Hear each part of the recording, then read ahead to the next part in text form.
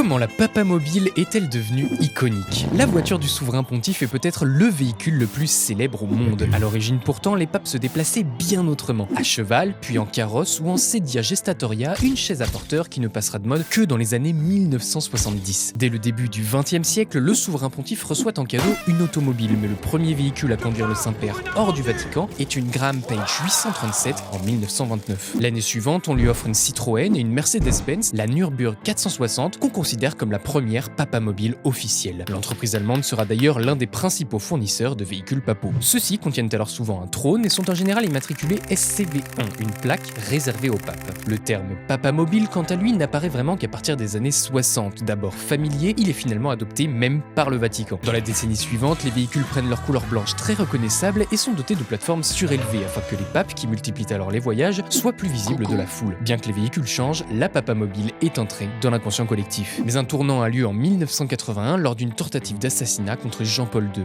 Dès lors, les papamobiles deviennent de véritables forteresses sur roues, vitres blindées, résistance aux explosions, etc. D'énormes mesures de protection qui peuvent créer une distance avec les fidèles, mais que le pape François, lui, a essayé de réduire, privilégiant notamment une Fiat 500, symbole de sa simplicité, pour ses déplacements.